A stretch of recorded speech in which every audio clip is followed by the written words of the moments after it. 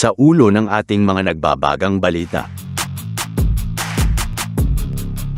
Sa darating na mga buwan, inaasahan ng maraming eksperto na pipirmahan na ni Pangulong Donald Trump ng Estados Unidos ang isang napakahalagang batas na tinatawag na Philippine Enhanced Resilience Act o mas kilala bilang PERA Act, kasabay ng Fiscal Year 2026 National Defense Authorization Act.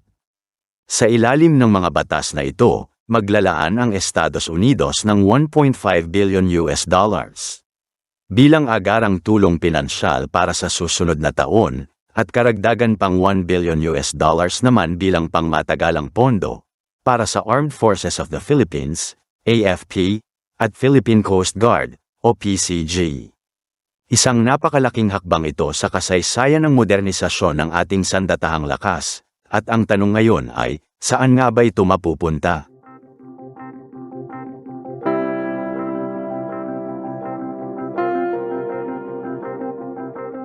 Ayon sa Max Defense Philippines, isa sa mga pangunahing taga-subaybay ng mga proyektong pangdepensa, ang unang prioridad ng Pilipinas ay hindi kaagad sa mga barko o eroplano, kundi sa C4ISTAR at cybersecurity, mga sistemang nakatuon sa command, control, communications, computers, intelligence, surveillance, target acquisition, and reconnaissance. Matagal nang napatunayan ng AFP na kahit limitado sa armas, nakamit nito ang malaking pagbabago sa pamamagitan ng mabisang koordinasyon at integrasyon ng mga puwersang pangseguridad. Iyon ang dahilan kung bakit gusto ng pamahalaan na mas palakasin pa ang teknolohikal na aspeto ng depensa, upang hindi lamang lakas kundi talino at diskarte ang maghari sa larangan ng seguridad. Ngunit syempre, hindi rin maiiwasan ang usapin ng firepower. Upang tugunan ito, inaasahang bibigyang pansin ng AFP ang mga long-range fire system at maritime defense. Isa sa mga posibleng proyekto ay ang M142 HIMARS, isang modernong rocket artillery system na ginagamit din ng US Army. Ito ay may kakayahang magpalipad ng mga guided at unguided rockets na tumatama sa mga target mula sa maikli hanggang katamtamang distansya. Sa tulong nito, magkakaroon ng kakayahan ang Pilipinas na tumugon sa banta mula sa malalayong lugar, hindi lamang sa lupa kundi pati sa karagatan.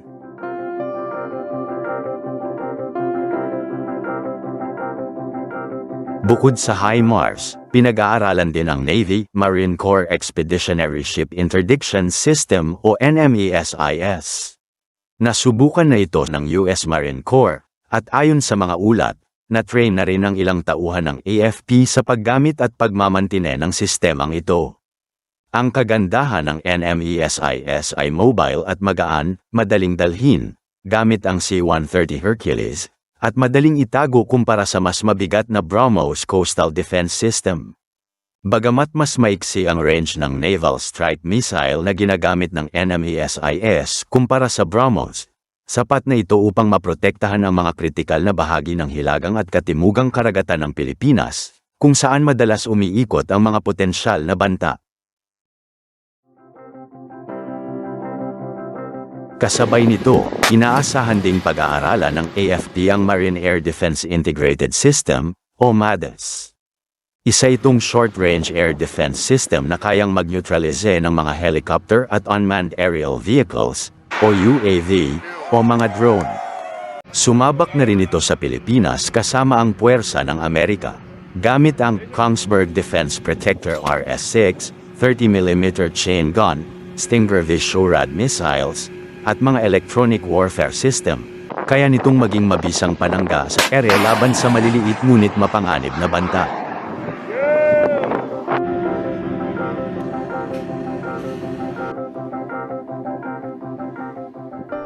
Hindi rin nakaligtaan ng pondo ang Philippine Air Force. Kasama sa mga planong proyekto ang mga sumusunod. Pag-upgrade ng Cessna C-208 Caravan upang maging intelligence, surveillance, and reconnaissance o ISR platforms. Pagpapahusay sa S-70I Black Hawk Combat Utility Helicopters.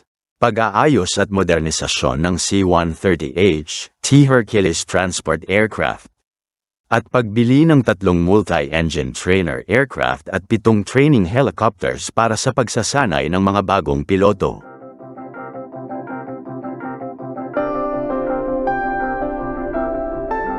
Ito ay bahagi ng mas malawak na layuning pataasin ang kakayahan ng mga piloto ng Philippine Air Force upang maging handa sa modernong labanan sa himpapawid.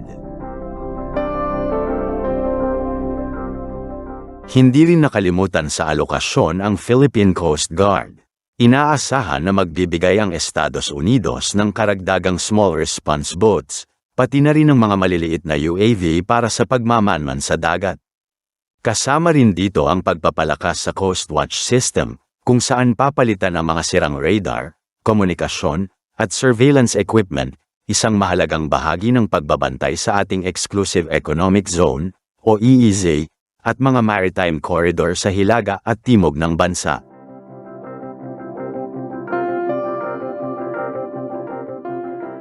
Sa kabila ng laki ng pondong ito, malinaw na hindi ito sapat para sa lahat ng pangangailangan ng Department of National Defense.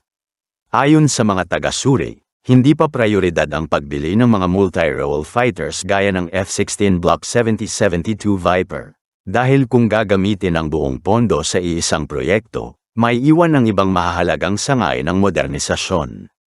Sa halip, patuloy ang negosasyon ng Pilipinas sa ibang bansa upang makahanap ng hiwalay at pangmatagalang pondo para sa mga fighter jets, habang inaayos pa ng mga mambabatas ang mga batas ng Pilipinas upang mapadali ang ganitong uri ng kasunduan. Kung titingnan, ang PERA Act o Philippine Enhanced Resilience Act ay hindi lamang simpleng kasunduan sa pagitan ng Pilipinas at Estados Unidos. Ito ay isang hakbang patungo sa mas matatag na alyansa, mas modernong sandatahang lakas, at mas ligtas na karagatan at himpapawid. Mula sa mga radar hanggang sa mga missile system, mula sa cybersecurity hanggang sa air defense, unti-unti nang binubuo ng Pilipinas ang isang comprehensive archipelagic defense framework, isang depensang naangkop sa pagiging bansang kapuluan, at isang puwersang tunay na handang tumugon sa hamon ng bagong panahon.